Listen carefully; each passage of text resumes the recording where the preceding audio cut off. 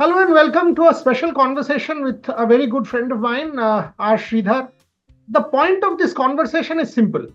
After the 0-3 loss to New Zealand, there is a lot of negativity around. And let us face it, both of us know that the performance was not good. The performance was bad.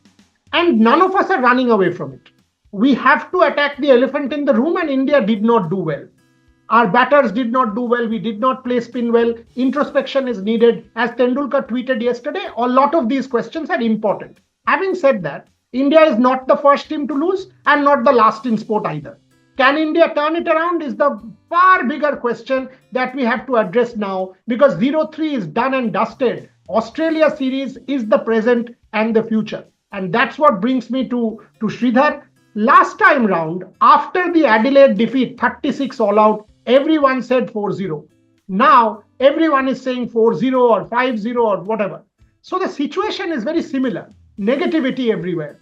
How did this team turn it around in 21? Ravi, Arun, Sridhar, Ajinkya, Virat, the whole gang, how did they turn it around? Virat was back after the first test, but was integral to the team and was the leader. So how did this team under Ajinkya in Melbourne turn it around when they were the coaching staff? That's the question I want to start with. What happened after 36, Sridhar, that you all were able to change the narrative, which is what India needs to do now? To start with, there's a lot of points which are rushing into my mind listening to what you say. And I've been covering the series from close quarters for Tamil, and I've seen every ball of the series. So I'll come to that later, but I'll answer your last question first. What changed after 36 all out? It's a great question. And I think to start with, having someone as positive as Ravi Shastri in the change room really helps. He is someone who cut out the outside noise for the players and the support staff, and he himself, when there was so much trolling and negativity going around, like you said, which is now going on to the current support staff, he just cut out the noise, which I'm sure the current crop is doing as well, and focused on the strengths of the team. It was not just about getting 36 all out. It was also about Virat Kohli leaving the team, Mohammad Shami getting injured, and a few of stuff like that. But the fact that Jadeja was fit for the second test at Melbourne, and also the fact that we brought in Rishabh Pant for the Melbourne test, getting two left-handers into that middle order really helped. As we all knew that Pat Cummins didn't really enjoy bowling to left-handers. But going into Adelaide test, we had 11 right-handers in the playing 11. Well, that's the technical side of it. But from the mental side of it, I think, like you all know, it's already been documented well enough that the night of 36 all out, we just chilled it out in our room. We had some serious conversations as to how to take Indian cricket forward. The next day, we had a great chilled out party, team get together where we played a lot of team sports, team building activities were done, and it just lightened the group a little bit mentally. And make no mistake, and do remember it was during the COVID times, that series, so we didn't have much chance to go out and do some activities. So everything had to be done within the hotel premises itself. And I think the staff, the logistic staff, and all the coaches put together a lovely team get together, and it just brought the team together, and the inhibitions were gone. But one thing was for sure, what Ravi said, like it's already documented, like I said, he said, wear this like a badge because this is what will make this team better. And it did. And we knew that one spell of bowling from Josh Hazlewood doesn't make us a bad team. Hazlewood bowled at one spell where he could do nothing wrong. And also the fact that there were no bad shots in that particular collapse. There's one very good catch Usman Khwaja took off Virat Kohli at Gully. Outside of that, it was all caught behinds, nick-offs where the batters could not do anything. It was purely sensational pink ball bowling. So we, having recognized that, we said that, well, this cannot going to happen every time when Hazlewood or Stark get the ball in hand. Things will change. Let's make some tactical decisions. So we brought in two left-handers. We went in with 5 bowlers in the next game in Melbourne. With Jadeja coming in, we had a proper frontline bowler in the attack as well. We gave Siraj and Shubman Gill a debut because Virat was leaving and Shami was injured. Gill and Siraj got their debuts. It brought in new energy in the team as well. and Australia won the toss and were a little cocky to take batting on a pitch that was slightly damp. Complacency, you can say, or cockiness, or whatever you want to call it, call it. And the minute Australia chose to bat first, Ravi Shastri was sure that we are going to win the match. And the positivity from him was flowing, because he came and asked me. I was giving catches to Shardul Thakur. He came and asked me, when is the last time Australia won the toss, chosen to bat, and lost for the Boxing Day test? I didn't have the answer, but yeah, I mean, that means he had that thought in his mind. So he said to this team that, one spell of fast bowling doesn't make you a bad team. Give credit to Josh Hazlewood for that spell, and then let's move on. And you guys are top class, top notch bunch. You've been number one in world cricket for so many years, and last 5 years we won the Test maze, and nothing takes it away from this team. These are top bunch, and he infused steel. He's someone who always infused steel into the team, and he infused that, and we were there as part of it. We did our part in doing that, and yeah, as they say, the rest is history. Absolutely fascinating. Still gives me goosebumps when I talk to you about it. I mean, we've talked about it multiple times. But tell me something. You mentioned Virat Kohli. It's his birthday, by the way. This interview is being aired on his birthday, 5th of November. You've been with that guy. I mean, I'm backing Virat Kohli to turn things around. On his birthday, one final rediscovery. Tendulkar did in 2010. Kohli is a champion. I'm not comparing anyone with Tendulkar. Tendulkar is different, but Kohli is a champion, has had great stuff in Australia. 2014, even in his debut series. If you see Perth, that is when Virat Kohli found his mojo, 75. Then that Adelaide 100. Then the transformation happened, 2014 400s. 2018 captain, won that series. You have sort of spent so many years with that guy mentally. I'm kind of backing Virat Kohli to turn things around. Your thoughts?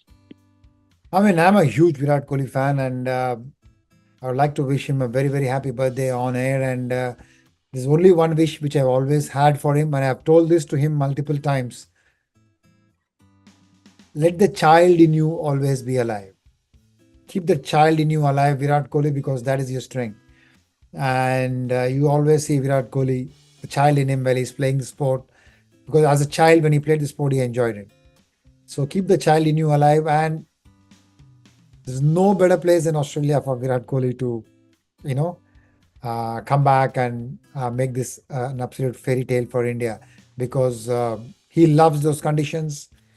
He thrives in those conditions. He loves a fight, and that is Virat Kohli. And India need him now more than ever. And I think you're going to see the best of Virat Kohli in Australia. I'm sure you're going to see the best of Virat Kohli in Australia. Virat Kohli, beast mode in Australia. Excellent. I mean, I think all of India will take heart from that. The other fellow who will have to do the job, Sridhar, is Rohit Sharma. Rohit went there in that 2021 series, spent days in hard quarantine. And I asked him, you will straight away jump into the test match. Are you not scared? And he said to me, I'm willing to sort of fail for India if I get the opportunity to play test match cricket. So what? This is an opportunity. I'll take it. That kind of defined Rohit Sharma. According to me, and I've written this, I think Rohit is not trusting his defensive technique. From ball one, he's trying to play his white ball cricket into red ball. Rohit too needs to self-discover. Again, someone who has mentally done that in the past. Look at his 2021 record when you were there with the team. In England, he was India's best batter. Thoughts on Rohit Sharma and what he can do? And again, as leader, it will be massive to do an Ajinkya Rahane. He will have to do that for India to come good in Australia. Your thoughts? Rohit Sharma's leadership credibilities have never been in question. One of the best leaders India, has been fortunate to have, as has been in history. He's doing his part in continuing with that legacy. You spoke about that England tour in 2021. I vividly remember we had a 15-day camp in Durham before the Test series, and Rowe worked very, very hard on his technique. He worked extremely hard on his top hand, keeping his bat close to the body and aligning all his levers towards the oncoming ball and hitting it as straight as possible, the downswing in line of the ball. That's something he worked very, very hard on during that 15-day camp in Durham. I remember feeding a lot to him. I remember him having multiple sessions in a day trying to work on the technique and having those conversations with then batting coach Vikram Rathore and then Ravi Bhai. And he was a success in that tour. He was a revelation, the way he batted. was $1 million. I'm sure Rohit's got time now. He's going to spend time reflecting on his Indian summer, or whatever you call it, last 10 innings, and he's going to come up with a plan. He's got enough experience. He's a very smart bloke, shrewd cricketing brain. I'm sure he'll come up with a plan how to work and how to score runs, and just not score runs in means how to stay on the pitch, how to trust his game a little more for the Australian tour. So he's going to work very hard on it because it's worked for him. Hard work sits well on Rohit Sharma, and he's someone who doesn't shirk from it, because I've seen it with my eyes. I've had the ringside view of him working hard. So I'm sure he's going to go back to the drawing board, work hard on his technique, watch videos of his previous performances in Australia or against the new ball. The Kukupura ball especially will, I think, suit him a lot more than the Dukes or the SG. So I think Rohit Sharma, whichever match he plays or whenever he's available to play in Australia, will have a big impact.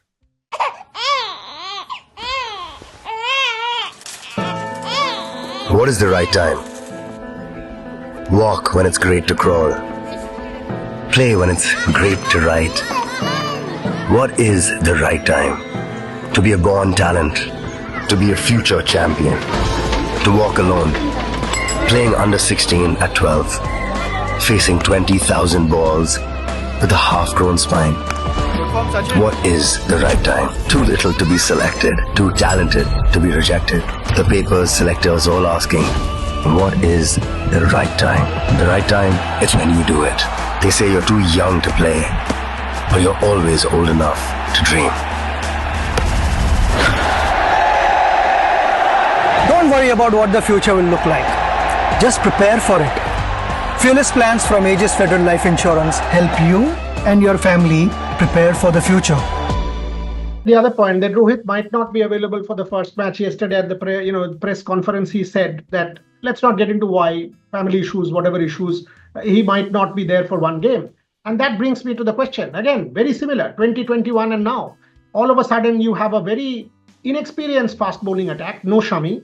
So Bumrah will have to lead. So Bumrah, Akashdeep, Siraj, yes, mature now, but some of the others, Prasid and whoever is there, again, very, very similar, very similar. How do you reckon this? I mean, when that Gaba match happened, no Bumrah, no Shami, nobody, and all of a sudden a Natarajan, a Shardul Thakur and a Mohammad Siraj becomes who they are. Boys become men. That's what needs now. Bumrah will obviously be the Bumrah and he will lead. But your thoughts, can an inexperienced attack do the job? Because again, the narrative has started in Australia. They are licking their lips. This is a bad India. India is down and out. Oh, 4-0. The same narrative has started again. Your thoughts on that? Doesn't matter, Boria, because before the start of this New Zealand series, which we lost yesterday, I said 3-0. On television, on air, I said India will win this series 3-0. And and see what happened. We lost 0-3. So these narratives don't matter. Everybody wrote off New Zealand after they lost to Sri Lanka. But look what happened. When we got all out for 36, everybody wrote us off. What happened? What happened to the New Zealand women's team coming into the World Cup, which they just won? They had lost 13 matches on the trot. What happened? They won the World Cup. So all these narratives don't matter. All these experts, they're only saying their point of view. Like I said, my point of view, and now I'm hitting an humble pie, thanks to Tom Latham and his group of men. They don't matter because that is just for consumption. What really matters is those 11 guys on that given day, how they go out and how much they believe in themselves and how they play for each other and how they play for the country. That is what matters. Nothing else matters. Nothing else matters. That is the caption I'm going to give for this Indian team, which goes to Australia. Nothing else matters. Because those 11, that group, plus the management, plus the staff, who are going to be on that flight, only them matter. For the team, nothing else matters. How they're going to play the cricket is what's going to matter. So the narratives can go on all platforms, on all medias. Doesn't matter. If the team goes there out and believes themselves at the Optus Stadium on November 22nd, we have seen history happening before and anything can happen. Magic can happen. Last couple of questions before I let you go. One, very, very important, and this is your forte, will be slip catching and fielding. Because there will be edges, there will be chances. You've got to grab them. In this particular series, at least in the second test, we did see a few drops. we did see that impact India. We did see hard hands coming in. We did see some problems there. I remember you telling me how you transformed Pant into a better wicketkeeper, how you trained specially with Pant. And now look at Pant. He's perhaps the best red ball batter that India has, asset as far as wicketkeeper batter. So one thought on Pant, and is Rishabh Pant now India's go-to man as red ball batter and keeper? Question number one. Question number two on fielding. What is special that you need to do to be successful in Australian conditions as a fielding team, especially with your slip catching? Final two questions. Oh, on Pant, we can go on and on, like I said, but I'm so happy that he's become such an integral part, especially after the comeback. I think now Pant is unfazed by pressure, and I would put that down to the accident which happened. Maybe even the biggest of pressures on the cricket pitch is nothing to him compared to being in that burning car. So for him, every second from then on is a bonus, like he himself had quoted, and he's going to just be himself in whatever he does, and that's helping him. So Pant is India's go-to player under pressure because he doesn't feel the pressure. He's insulated because he knows how thankful and how grateful he is to be in that situation and to God. So he doesn't feel the pressure, and that is the way Rishabh Pant is playing, and everybody cannot put themselves there because they have not experienced what he has experienced. So Pant, even before the mishap, he was India's red ball go-to player under pressure. He's been what you call him India's savior on many occasions, be it Gabba, be it Ahmedabad, be it Cape Town, be it Nottingham, or be it Oval, or you name it. He's pulled India out of the woods time and again in red ball format. So that is something we should be proud of. And not just with his skill, just with his personality, with the vibe he brings to the team. He's such an integral part of this team. And in Australia, he's big. He's big. I remember that advert ICC had made for the 2022 T20 World Cup. The Pant towering over the Sydney Opera House. He's going to tower in this series over everybody else. And India need him to tower and play those same kind of shots he played against Nathan Lyon as he did in Sydney and at the Gabba on the last occasion. So his inclusion and him being there is so crucial for India's result out there. And Australia is relatively an easy country to field as compared to India and England. Especially slip catching, you're standing at a good distance, ball comes comfortable. Kookaburra ball doesn't wobble a lot as compared to an SG ball or a Duke's ball. So just that is a little harder, needs some getting used to in terms of hitting the hand. Apart from that, and the other thing only which can be an issue in Australia is the light. It's too bright. It can get too bright. Obviously, sunglasses help. Unlike India or in England. England is a beautiful light to field, or bat. So Australia can be too bright. So that's the only challenge. Otherwise, it's a lovely country to field. The grounds are great, beautiful. The only concern for me is the batter's form. If the team is in a good space mentally, the catching will be good. But if the team is not in a good space, if they are under pressure, if they are losing, you may see some inconsistency in catching. Because the batters standing in slips, maybe thinking about their own form, maybe thinking about, how do I retain my place in the team? Maybe thinking about, their batters are batting so well. Why am I not able to score? So many thoughts will be going on in a batter's mind, even when they are not batting. But if the batters are doing well and the team is doing well, we have a settled slip cordon. I can see no problem with that because we have some good slip catchers in Jaiswal, KL Rahul. I'm sure will get to play in Australia. In the absence of Rohit, he may as well open. You never know. Yeah. So, instead of putting a rookie out there, you might as well go in with KL Rahul, who's opened before in Australia. And then you have Virat, you so need him in Australia. And then, there's so many good slip fielders, Rohit, Virat, Gill is going to be there as well, and Jaiswal now. So I think the slip cordon is sorted as such. But they just need to be in good space. That's the key to be a good fielding unit. I'm actually backing KL Rahul to open in Australia in the absence of Rohit. You have to go in with KL Rahul and not a rookie like an Ishwaran or whoever in part. No, you have to go in with the KL Rahul. Someone who can get 100 in South Africa and get 100 in England and score runs in Australia is your go-to. He's got to. Yeah, I think it's fair for us to think like that, but we also have to think from KL Rahul's point of view. It's very unfair for him to be kicked around the batting order as and when the team needs, but he's someone who does the dirty job. He's got that temperament and the mentality. So I think that will be a conversation with the team management will surely have with KL at some point. I don't know when, but it depends on KL's response. But I do hope that he says an S because he's equipped to open. Yeah, because he's got the technique. He's played the new ball. He's done that multiple times. And look, ultimately, you need to do stand up for your team, and that's what it is all about. Finally, and I think he will.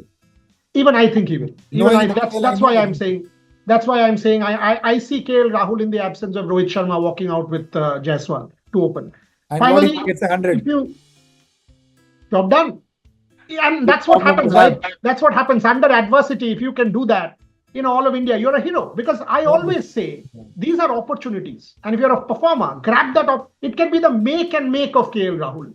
That the real story of the series could all be KL Rahul if he gets that 100 and takes off from there. Happens 10 years ago, he made his debut in Australia. He batted at 4 and got 100 on debut.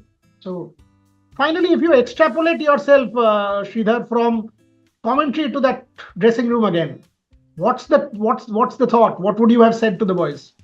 I think now is the time to support them, give them a lot of comfort. Things don't. I mean, every time you make a decision, it doesn't go for you. As a captain, as a coach, as management, we take hundreds of decisions every day from the time you wake up till the time you go to bed. Because, just being a coach of the Indian cricket team or a captain of the Indian cricket team is one of the most strenuous jobs in sport, like an England football team or a Brazilian football team, or being part of a Formula One team for Ferrari or Red Bull. It's so difficult. So you take decisions. It doesn't come out sometimes. It doesn't mean that everything is going totally wrong. Yes, 3-0 is a bit of a wake-up call, big wake-up call for us. There will be some meetings. There will be some changes made to the way we approach Test match cricket in India, but for the good. And because the only thing that is constant is change. So not in terms of personal, in terms of the way we prepare, in terms of our domestic structure, we could obviously consider a lot of things. I mean, I'm just thinking what comes on top of my mind. So I remember when we lost to Australia and England 4-0, 4-0, 0-4 back in 2011, there was a change. 4 mm grass for domestic cricket was made mandatory. Then we saw a lot of fast bowlers coming through, which helped us go to Sena countries and win cricket series. So maybe there could be a change, something like that, help our batters better equipped for the spinning ball as well as the moving ball. So, which is good. Everything happens for the good. So this is also for the good of Indian cricket. I'll let you go there because this has been a very kind of look forward positive interview, moving away from the negativity, which is what it was meant for, to try and find solutions, to try and figure out what is the way forward for Indian cricket, because 0-3 is done and dusted. It's done, fast, finished. You can't do anything about it, how much you shout. Leave it in the Arabian Sea. Leave it in the Arabian Sea and cross the ocean. Brazil lost 7-1 at home. Brazilian football did not come to an end. Yes. They lost 7-1 at home in a World Cup match. It did not come to an end. Brazil did not come to an end. They still play football and still are one of the best teams in the world. Messi decided to retire, decided to come back and win the World Cup for Argentina. That is the story of sport. I leave it at that. Sridhar. Once again, all of us wishing Virat Kohli a very happy birthday. Happy birthday, Virat.